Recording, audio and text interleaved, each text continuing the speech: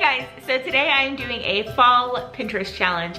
So I don't know about you guys, but a lot of times I go on Pinterest and I just pin away and I don't end up doing a lot of the pins that I pin. I always think like, oh, someday, yeah, that outfit looks totally cute. I'm totally gonna do that, or this hair or makeup look, or this recipe, or this DIY, and I just have wishful thinking that someday I'll get that done. It's like that one meme, I tried finding it and I couldn't find it, but it was, I had to order pizza for dinner tonight because I was busy all day pinning recipes on Pinterest. Isn't that the truth?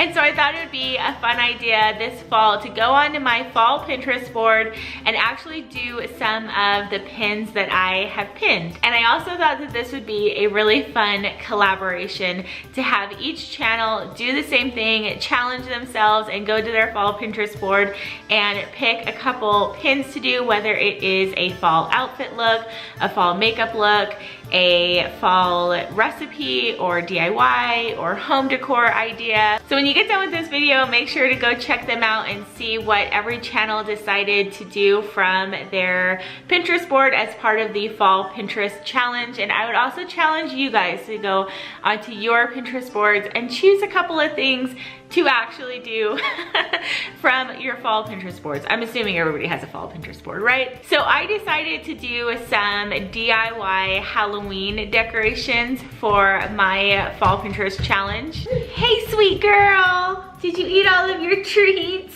Do you see the camera? Oh, say hi. How's everybody doing today? Can mommy have a kiss? Can mommy have a kiss?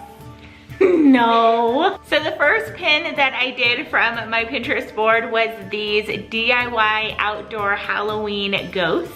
So what I needed to do this pin was 6 yards of cheesecloth, and I had her cut them in 1 yard strips, 3 different sizes of styrofoam balls, black paint and a paintbrush, white string and glue. You also need eye screws. So this was really easy to put together. Basically, I just had to paint on eyeballs on to these styrofoam balls. Then I just had to dip the eye screw into the glue. This part is definitely necessary. I thought about skipping it for some weird reason, but you definitely need to do it.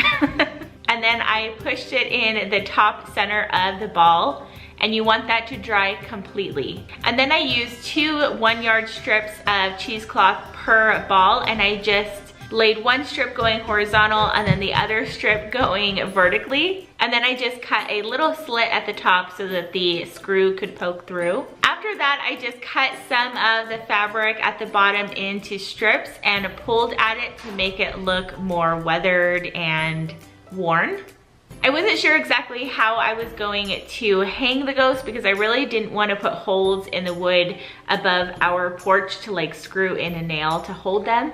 But I picked up these suction cup hooks that worked perfectly. I am so excited about these. They're definitely a really cool kind of outdoor decorating hack. So then I just tied up the ghost with some white string and they were ready to go. I really love the way that these came out. I think that they add the perfect Halloween touch to the outside of our house. I'm not huge into decorating for Halloween, so I definitely don't want to do like a whole yard of decorations and things, so these were perfect. So as far as decorating the inside of our house, I kind of just wanted to decorate this front room of our house.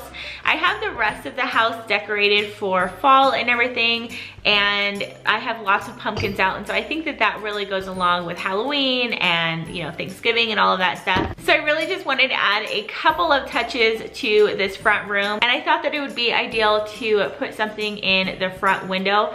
That way it decorates this front room, but it also decorates the outside of the house, so kind of an indoor, outdoor, kill 2 birds with 1 stone type of Halloween decorating. And so I had seen this pin on Pinterest where it looked like somebody had just cut out big spiders from black construction paper and just put them in some spider webs. And that gave me the idea to do this next project that I did. So for this pin, I just needed large black paper, a pen or a pencil, and some spider webs. I just eyeballed a spider. I didn't print off a template or anything, especially with the spider being so big, it would have been hard. I would have had to print it off in pieces. So after I had my spider all drawn out, I just cut it out. And then I put some spider webs on the front window and hung my spiders. This came out exactly how I was hoping it was going to. This was super, super easy to do. It only cost me $2 or $3 to make. And because the spiders are so large, I feel like it really adds a statement to the front room. And the nice thing is that it definitely does still decorate the front side of the house at nighttime. You can see the big spiders in the window. And so this again was just like right up my alley for Halloween decorating. I'm not huge into Halloween decor. I prefer to just decorate for fall. And so doing a Halloween decoration that only costs $2 or $3 but really makes a statement and makes it obvious that you're decorating for Halloween is right up my alley, and I love the way that these came out. So on Pinterest, I had seen these white pumpkins with those type of Halloween masks on them, and I thought that it just was such a kind of chic take on Halloween, and it gave me this whole idea as soon as I saw the pin to put together kind of a glammed up Halloween tablescape for this front room. And so to do this pin, I just got a pumpkin that I already had, a little Halloween mask that I got from Target, and then some white and rose gold paint. So first I painted the mask with white paint to cancel out the black. And then once that was dry, I spray painted it with rose gold. I thought that this would just be really pretty rose gold instead of black. And then I spray painted the large pumpkin that I already had white. And I also thought that it would be fun to paint this little pumpkin rose gold to tie in the rose gold theme. So once everything was dry, I just added the mask to the pumpkin, and I think that it came out really cute. Definitely not as glamorous as I was looking for. I actually tried it with another pumpkin that didn't have a face, and it just looked kind of off. And so I definitely liked it better with the jack-o'-lantern face. And it's definitely more glammed up with it being white and rose gold than just a typical orange jack-o'-lantern. And then I just had fun putting together the glamorous Halloween tablescape. It took me a few tries to rearrange everything to end up with the final product, but I really love the way that it came out in the end. So I have these large candlesticks from Pottery Barn, and I just added some spiders and spider webs to those. And then last year I had done a Halloween Pottery Barn hack video where I just spray painted some vases white, and then I added spiders and skeletons and bats to the vases with some glue and spray painted that as well. And so I added those to the table with some branches. I put the rose gold pumpkin that I painted in this little glass jar, I don't know what you call these, that I had gotten from Target this year. And then I have this little oil lamp that I typically have on the fireplace, but I moved it over to the table because I thought that it went along with the whole theme. And I put the jack-o'-lantern pumpkin with the mask on a cake stand, and that is the glammed up Halloween tablescape. I really love the way that it came out. I think that it goes along perfectly with the kind of formal type of theme that I have in this front room.